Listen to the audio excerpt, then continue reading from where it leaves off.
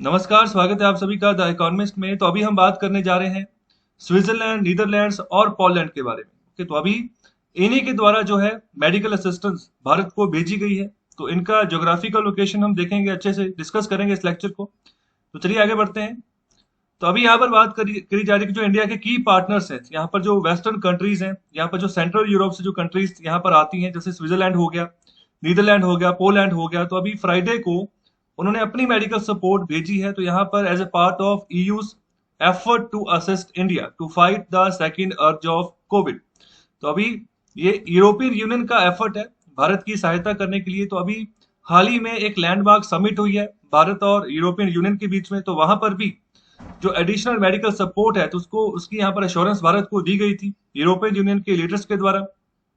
तो अभी एक कार्गो एयरक्राफ्ट पहुंचा है जिसमें अभी 13 टन जो यहाँ पर मेडिकल सप्लाई ना वो अभी पहुंची है स्विट्जरलैंड से। तो फ्राइडे को पहुंची है भारत में। तो यहाँ पर इसको स्विस ह्यूमैनिटेरियन एड का यहाँ पर नाम दिया जा रहा है। तो यहाँ पर बहुत सारे 100 ऑफ ऑक्सीजन कंसंट्रेटर्स यहाँ पर भेजे गए हैं और इसके अलावा 50 जो है रेस्पिरेटर्स भी भेजे गए हैं। तो यहाँ पर इनको सांस लेने में तकलीफ है, तो उनको यहाँ पर इससे फायदा होगा। यहाँ पर कुल जो रकम बनती है ना, तो ये यहाँ पर बात कर रहे हैं जो स्विस फ्रैंक है। ओके, तो यहाँ पर CHF ये स्विस फ्रैंक की यहाँ पर बात कर रहे हैं, जो 3 मिलियन मतलब इसके जो है आसपास की यहाँ पर कॉस्ट आती है। ओके, तो इसके अलावा अगर US डॉलर में बात करें तो यहाँ पर $3.3 मिलियन की यहाँ पर कॉस्ट आती है। तो इस यहाँ पर इतना खर्चा जो है किया जा रहा है स्विट्जरलैंड के द्वारा यहाँ पर भारत को, जो यहाँ पर भारत के हॉस्पिटल्स है वहां पर उनको सपोर्ट यहाँ पर पहुंचाने के लिए। तो अभी अगर मैं इनकी करेंसी की बात करूँ ना, स्विट्जरलैंड की, तो इनकी जो करेंसी है, तो ज्यादातर देखो जो हमारे करेंसी नोट्स होते हैं तो यहाँ पर हॉरिजॉन्टल होते हैं, लेकिन ये वर्टिकल शेप में होते हैं। तो मतलब नीचे से छपाई ऊपर तक होती है, तो वर्टिकल शेप में आप नोट नोट को ना पकड़ते हो। तो ये थोड़ा सा डिफरेंस रहता है यहाँ पर। जो स्विट्जरलैंड के यहाँ पर फ्रैंक होते हैं और दूसरा यहाँ पर जो अर्जेंटीना के जो पीसो होते हैं, तो दोनों मतलब एक ही तरीके से वर्टिकल करेंसी होती है इनकी। ओके, तो ये भी थोड़ा ध्यान में रखिए बात। तो आगे यहाँ पर बात करेंगे जो कंसाइनमेंट आई है, तो यहाँ पर 600 ऑक्सीजन कंसंट्रेटर्स हैं यहाँ पर, जो कि परचेज किए गए बाय स्विस ह्यूमैनिटेरियन एड इनके द्वारा from private sector suppliers, and 50 respirators donated by federal department of the defence civil protection and support according to the Swiss government support. तो ये सभी स्विस गवर्नमेंट की ही यहाँ पर सपोर्ट आई है भारत में। और इसके अलावा यहाँ पर जो स्विट्जरलैंड के जो एम्बेसडर है भारत में, जिनका नाम है डॉक्टर राफ हैकर, तो उन्होंने यहाँ पर कहा है कि स्विट्जरलैंड यहाँ पर भारत के साथ खड़ा है। तो यहाँ पर भारत को अभी जरूरत है, तो यहाँ पर पूरी सपोर्ट देगा। तो साथ ही साथ यहाँ पर जो पॉलिश गवर्नमेंट, तो पॉलिश हम यहाँ पर किन लोगों को बोलते हैं, जो पोलैंड से बिलोंग करते हैं। ओके, तो उनकी द्वारा भी यहाँ पर जो है इंडिया में एड पहुंची है। तो यहाँ पर इंटरनेशनल कोलैबोरेशन इसकी बात करके लगातार बढ़ता जा रहा है भारत के साथ। तो यहाँ पर 100 ऑक्सीजन कंसंट्रेटर्स की जो कंसाइनमेंट है पोलैंड के द्वारा पहुंची है। तो यहाँ पर जो EU पार्टनर, तो यहाँ पर उनको यहाँ पर धन्यवाद भी कहा गया। इसके अलावा जो नीदरलैंड की बात करें तो वो भी यहाँ पर आए हैं भारत की मदद करने के लिए। तो यहाँ पर उन्होंने जो है मल्टी फेज यहाँ पर कॉपरेशन करने की बात की है भारत की। तो यहाँ पर शिपमेंट की गई है 449 वेंटिलेटर्स की, 100 ऑक्सीजन कंसंट्रेटर्स की, और भी जो मेडिकल सप्लाईज हैं तो यहाँ पर नीदरलैंड से भारत में पहुंची। और यहाँ पर आने वाले समय में, आने वाले दिनों में और भी जो बचा हुआ मेडिकल इक्विपमेंट है वो भी यहाँ पर शिफ्ट किया जाएगा भारत में। तो यहाँ पर एक दोस्त के नाते यहाँ पर जो ना मतलब कि इस सपोर्ट की काफी वैल्यू निकल कर आती है। तो ये मतलब ये बातें यहाँ पर की जा रही।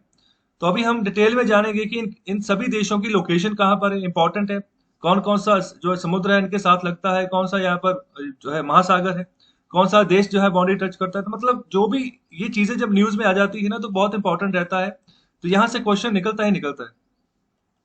तो ये है वर्ल्ड मैप। तो यहाँ पर देखिए, यहाँ पर है स्विट्जरलैंड। तो देखो कौन कौन से देशों के साथ इसका बॉर्डर है। फ्रांस के साथ इसका बॉर्डर है, जर्मनी के साथ इसका बॉर्डर है, ये ऑस्ट्रिया है। ओके, तो ऑस्ट्रिया का भी यहाँ पर बॉर्डर लग रहा है।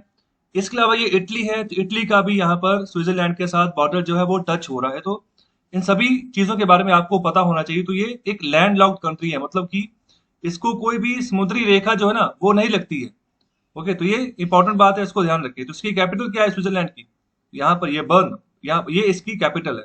ओके, तो ये पूरी की पूरी यहाँ पर लोकेशन है। और इसके अलावा ये कुछ यहाँ पर इनकी लेक्स हैं। ओके, तो अभी ये इतनी इंपॉर्टेंट नहीं है। चलिए आगे बढ़ते हैं। अभी हम बात करेंगे नीदरलैंड के बारे में। ओके, तो नीदरलैंड की बात करें तो ये स्विट्जरलैंड से ही थोड़ा ऊपर जाओगे तो ये जर्मनी आ गया। ओके, तो यहाँ पर लग्जमबर्ग आ गया, फिर यहाँ पर आता है बेल्जियम। ओके, तो ये सभी कंट्रीज है।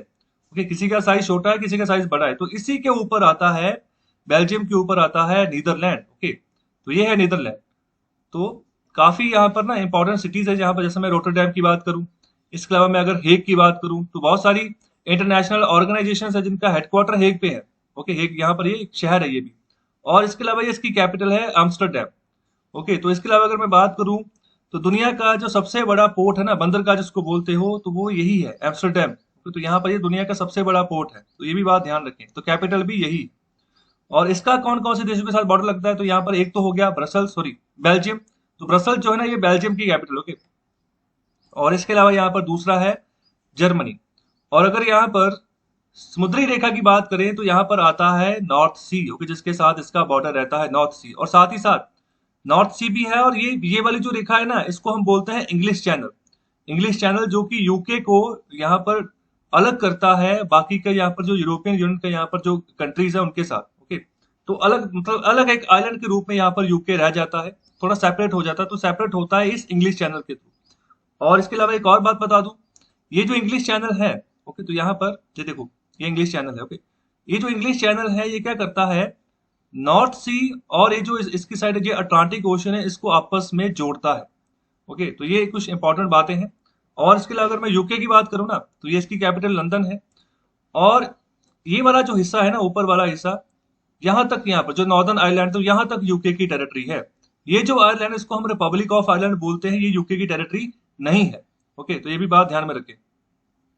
और इसके अलावा अगर मैं इंग्लिश चैनल के थोड़ा आगे जाता हूँ, तो यहाँ पर एक सी आता है, इसका नाम याद रखें, इसका नाम है सेल्टिक सी। ओके, तो ये भी इंपॉर्टेंट है।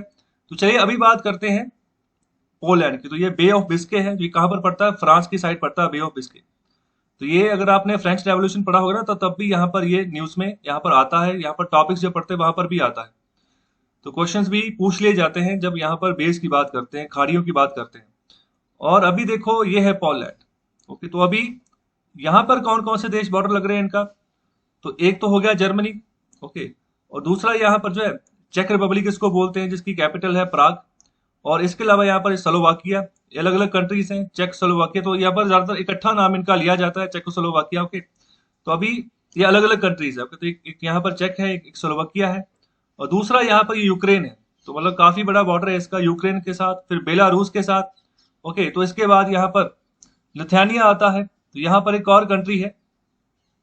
ओके, तो यहाँ पर, तो जरा बताइए ये कौन सी कंट्री है जिसके साथ यहाँ पर पोलैंड का बॉर्डर लग रहा है, तो ये रशिया की टेरिटरी है। ओके, तो यहाँ पर वैसे देखो रशिया बहुत दूर है, ये रहा मॉस्को। तो यहाँ पर रशिया का जो मेनलैंड रशिया है, तो यहाँ तक खत्म हो जाता है वो। ओके, तो आगे ये Belarus, Lithuania, Latvia, okay, Estonia, ये यहाँ पर देश आ जाते हैं। हालांकि ये किसी समय पर ये भी यूएसएसआर का हिस्सा थे, लेकिन 1989 के बाद इस सभी का विघटन हो गया, तो अलग अलग कंट्रीज बन गई ये।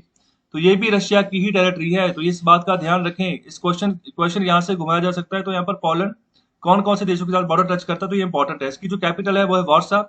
और इसके अलावा इसका जो नॉर्दर्न फ्रंट है, वो यहाँ पर टच कर रहा है बाल्टिक सी के साथ। और इसके ऊपर आगे आता है यहाँ पर गल्फ ऑफ बोथनिया। ओके, तो ये भी इंपॉर्टेंट है। तो ये है यहाँ पर जो तीनों कंट्रीज ने जो सपोर्ट की है भारत की, इनका यहाँ पर जो ज्योग्राफिकल एरियाज है, कहाँ कहाँ किन किन देशों के साथ ये बॉर्डर टच करते हैं, तो ये इंपॉर्टेंट है जानना। ओके, तो अगर आगे बढ़ते हैं, तो ये है हमारा भारत।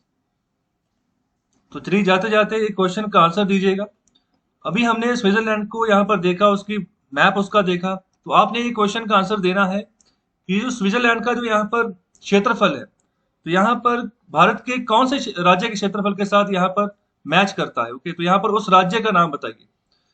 तो अभी तक इतना ही। तो अपना फीडबैक दे, इस क्वेश्चन का आंसर जरूर देना। बहुत बहुत शुक्रिया, धन्यवाद।